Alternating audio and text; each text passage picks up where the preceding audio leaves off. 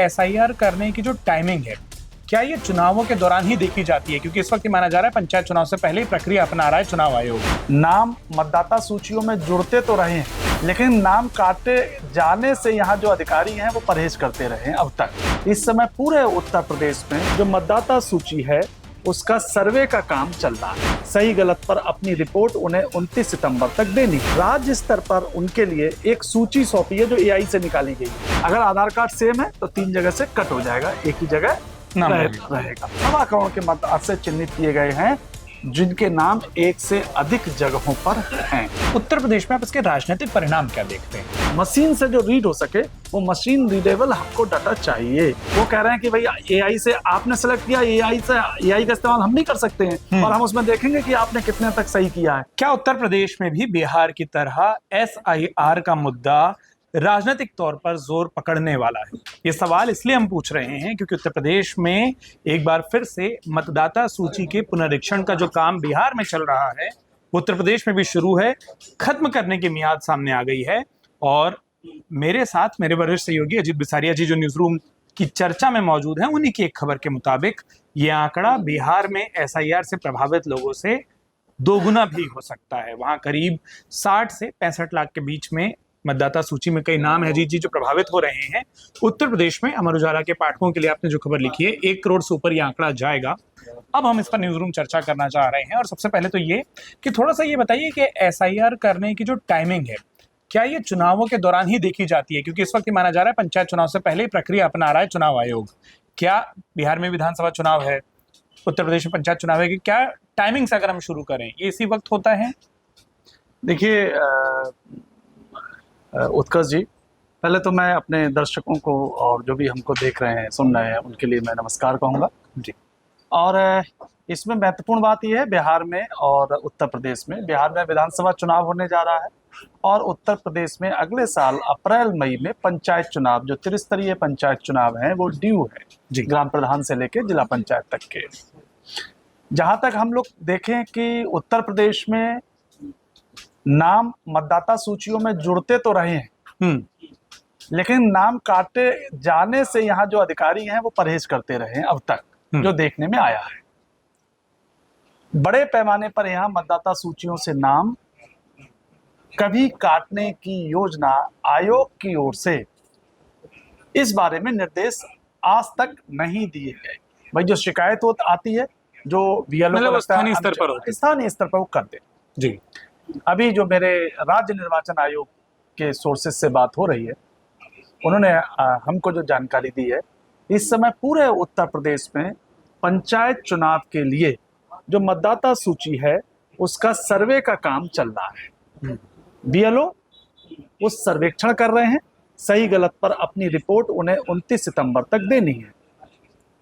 आयोग ने राज्य स्तर पर उनके लिए एक सूची सौंपी है जो एआई से निकाली गई है। मैं वो सवाल अलग से पूछना चाह रहा था कि इस बार तकनीक का भी प्रयोग है। आप की खबर को मैंने उसमें पढ़ा कि एआई 80% जो डेटा मैच करेंगे वो लिस्ट नीचे देगा और फिर उसके बाद उसका सत्यापन होगा। नहीं, आयोग ने वो लिस्ट तैयार कर दी है और वो लिस्ट का आधार 80% सत्यापन का और वो लिस्ट सर्कुलेट कर दी है। वो हुआ कैसे मैं आपको बताता हूं। जैसे एक जगह एक गांव में एक व्यक्ति का नाम है, आप उसको धर्म या जाति विशेष से मत जोड़िए, उदाहरण आया है तो इसलिए मैं दे रहा हूं। मान लीजिए उत्कर्ष, हाँ नहीं, जैसे मान लीजिए कि यह एक जगह नाम है उत्कर्ष या एक जगह नाम है रिजवान, अगली जगह नाम हो गया उत्कर्ष शुक्ला और अगले गांव में नाम हो गया मोहम्मद रिजवान।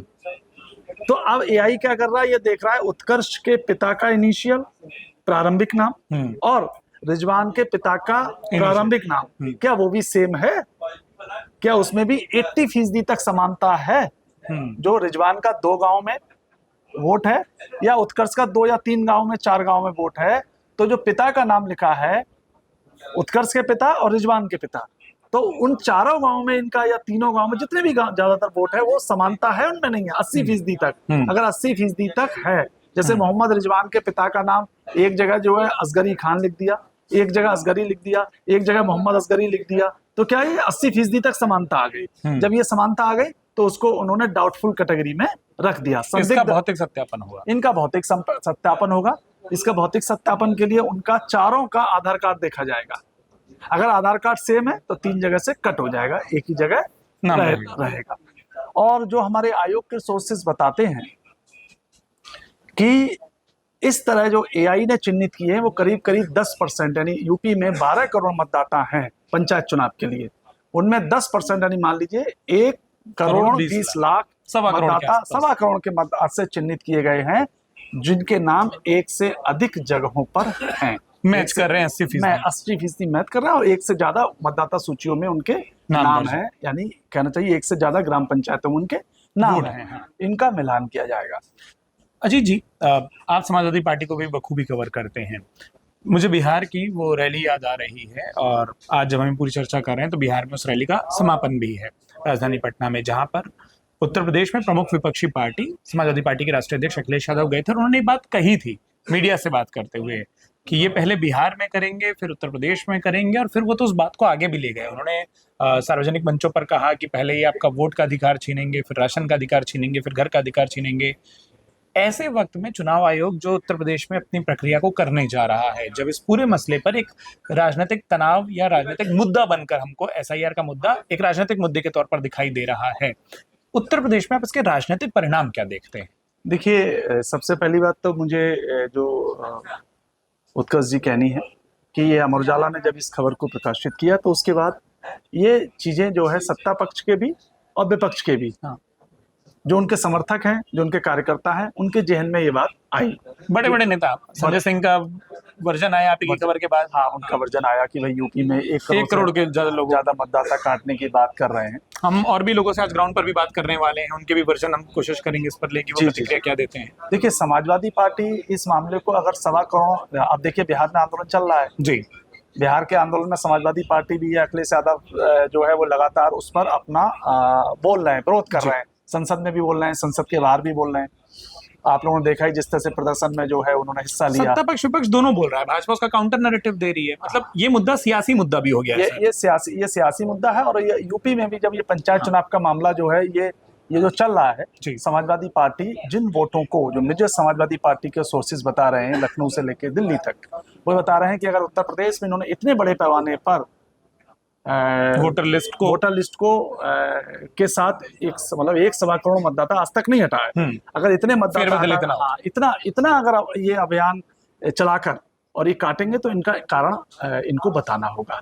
उसके लिए समाजवादी पार्टी ने आधिकारिक रूप से तो अभी यूपी में नहीं कहा है, लेकिन मुझे समाजवादी पार्टी के सूत्रों से ये पता चला है, जो जिम्मेदार लोग हैं समाजवादी पार्टी के, कि हम ये मांगेंगे आयोग से कि हमें जो नाम आप काट रहे हैं, उसके बाद जो संशोधित सूची जारी कर रहे हैं, उसमें machine readable voter list, machine से जो रीड हो सके, वो मशीन रीडेबल हमको डाटा चाहिए उस फॉर्म में, और वो भी सॉफ्ट कॉपी में चाहिए। अभी आयोग क्या करता है, समाजवादी पार्टी का हार्ड कॉपी कहता है, इसमें छापना बहुत मुश्किल होता है, बहुत श्रमसाध्य काम है। दर्शकों के लिए हार्ड कॉपी मतलब जो प्रिंट होता है, जैसे हाथ में आपको कागज में प्रिंट दे दिया, जैसे कागज दे दिया, आपको किसी पेन ड्राइव में किसी पीडीएफ फॉर्मेट में उसको नहीं देंगे। वो कह रहे हैं कि भाई एआई से आपने सेलेक्ट किया, एआई का इस्तेमाल हम नहीं कर सकते हैं, और हम उसमें देखेंगे कि आपने कितने तक सही किया है। वो हमारे लिए बहुत जितना आसान आपके लिए है, आपने जो है आधा घंटे में या 10 मिनट में जो है एआई ने आपको बता दिया। ये पॉइंट भी सर विवाद का कारण है, मतलब कांग्रेस भी इस मुद्दे को लगातार उठाती रही कि हमको फिजिकल वो लिस्ट क्यों दी जाती है, क्यों दी जाती है। और मैं समझता हूँ ये मांग जायज है।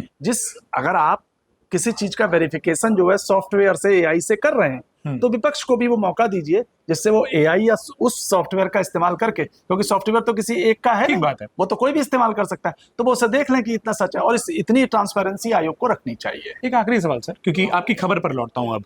आप चुनाव आयोग के सूत्रों के जरिए, चुनाव आयोग के अधिकारियों के जरिए आपने इस पूरी खबर पर काम किया और उस खबर को हमारे पाठकों तक लेकर आए। चुनाव सुधार की प्रक्रिया या फिर चुनाव आयोग पर, और हमने इस विषय पर पहले भी एक चर्चा की, इससे मिलते जुलते विषय पर, तब ये प्रकरण नहीं था, क्या इसे चुनाव में सुधार की प्रक्रिया के तौर पर देखा जाए या जो सियासी दल सवाल उठा रहे हैं वो ज्यादा देखा जाए? तब आपने कहा था कि परसेप्शन क्या बनता है और हकीकत क्या होती है कि बीच में कई बार गैप होता है। मैं वही फिर से समझना चाहता हूँ। देखिए उत्कर्ष जी, सुधार होने चाहिए। इतिहास गवाह है, आज से नहीं, हम 1789 की फ्रेंच रिवॉल्यूशन से, फ्रांस में जो क्रांति हुई उससे हम देख लें, दुनिया में जितनी भी क्रांतियां हुई चाहे वो हिंसा के माध्यम से क्रांतियां हुई हो या हिंसा रहित हुई हो, सब जगह जब भी बदलाव होता है तो वो कष्ट लेकर आता है। लेकिन जब हम कुछ सुधार को लागू कर रहे हैं तो उसमें पारदर्शिता रहनी चाहिए। अगर राज्य निर्वाचन आयोग उत्तर प्रदेश के मामले में हम बात करें या बिहार के मामले में हम चुनाव आयोग की बात करें, अगर ये लोग ये कह रहे हैं कि दोनों आयोग ये कह रहे हैं कि भाई हम उस सूची को जो है वो शुद्ध कर रहे हैं, परिमार्जित कर रहे हैं, जो गलत नाम है हटा रहे हैं, इसमें कोई गलत बात नहीं है, इसमें किसी को आपत्ति नहीं होनी चाहिए। लेकिन अगर ये बात उठ रही है कि भाई आप हमें सॉफ्ट कॉपी क्यों नहीं दे रहे हैं, तब आयोग को ये बात कंसिडर करना चाहिए। और अगर आयोग ऐसा नहीं करता है तब फिर विपक्ष जब ये बात कहता है, जो मैं कह रहा हूँ परसेप्शन बन रहा है, तब ये परसेप्शन जनता के बीच जाता है कि आयोग कहीं ना कहीं दाल में कुछ काला है, जिससे आयोग इस बात को नहीं मानना है। क्यों? क्योंकि प्राकृतिक दृष्टि से, प्रकृति के संरक्षण की दृष्टि से, समय की दृष्टि से, श्रम साध्य और कम श्रम लगने की दृष्टि से हार्ड कॉपी को चेक करना बहुत मुश्किल काम है। ठीक बात। एक्सेल सीट को चेक करना बहुत आसान काम है। तो ये बात आम लोगों के भी समझ में नहीं आएगी। जैसे मैं कोई तकनीक का बहुत ज्यादा जानकार नहीं हूँ, लेकिन ये बात मेरे भी गले नहीं उतरेगी कि भाई आप जो काम हार्ड कॉपी में दे रहे हो सॉफ्ट कॉपी में देने में आपको क्या दिक्कत है, और जो कि ज्यादा आसान है। हार्ड कॉपी में तो भाई प्रकृति की दृष्टि से देखा, इसमें कितना कागज खर्च हो रहा है, कितने पेड़ लग रहे हैं। दूसरी बात यह है, इसमें आपका पैसा भी ज्यादा खर्च हो रहा है, आयोग को ज्यादा मेहनत करनी पड़ रही है। वो तो एक छोटी सी 500 रुपए की पेन ड्राइव में सारा डाटा आ जाएगा, तो आपको वो कर दीजिए। ठीक बात है। ढेर सारे सवाल हैं जिनके जवाब मुझे लगता है कि समय के साथ हमें मिलते रहेंगे। लेकिन हाँ, और आप जो एक मिनट उत्कर्ष जी, मैं आपको रोक रहा हूँ, आप कह रहे थे ये मुद्दा बहुत बड़ा मुद्दा यूपी में भी बनेगा। क्यों? क्योंकि बिहार में तो 60-65 लाख, जैसा आपने बताया, यहाँ 1.25 करोड़ वोटर जो है वो चिन्हित कर लिए गए हैं। और मैं आपको बता रहा हूँ, जो हमारे आयोग के सोर्सेज बता रहे हैं, यूपी में अगर इन मतदाताओं का सत्यापन के बाद आएगा तो करीब करीब ऐसी फिगर 1 करोड़ तक जाएगी। मतलब आप ये मान रहे हैं कि जो एएनए चिन्हित किया है वो कमोबेश पास ही रहेगा फिजिकल वेरिफिकेशन के बाद? हाँ, फिजिकल वेरिफिकेशन के बाद जो है वो ये रहेगा। तो अगर ऐसा होता है तो हम एक और हेडलाइन और एक और न्यूज रूम चर्चा के लिए अजीत सर के साथ वापस बैठेंगे। लेकिन ये जरूर है कि इस वक्त SIR का मतदाता सूची में पुनरीक्षण का जो मामला है वो न सिर्फ बिहार का मामला है, उत्तर प्रदेश में इसकी प्रक्रिया चालू है। अजीत जी ने जैसा अपनी खबर में बताया और अभी भी हमको बताया, 29 तारीख तक ये खत्म होनी है प्रक्रिया। उसके बाद जो आंकड़े निकल के आते हैं, इस बीच में इस पूरी प्रक्रिया को लेकर जो अपडेट लेकर आते हैं। और सबसे बड़ी बात, अमर उजाला उत्तर प्रदेश पर एक विषय जिसको आप लगातार देख रहे हैं वो है पंचायत चुनाव।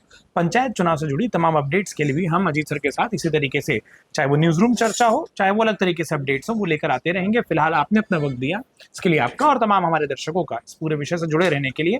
और सबसे बड़ी बात, इस विषय पर आप अपनी क्या राय लिखते हैं, क्या राय रखते हैं, वो हमें कमेंट बॉक्स में लिखकर बताना ना भूलें। इस पूरे समय को देने के लिए आप सभी का बहुत बहुत शुक्रिया, बहुत बहुत धन्यवाद। अगर आप ये वीडियो YouTube पर देख रहे हैं तो हमारे चैनल को सब्सक्राइब करें और बेल आइकन को दबाना ना भूलें। अगर आप Facebook पर ये वीडियो देख रहे हैं तो हमारे पेज को लाइक करें।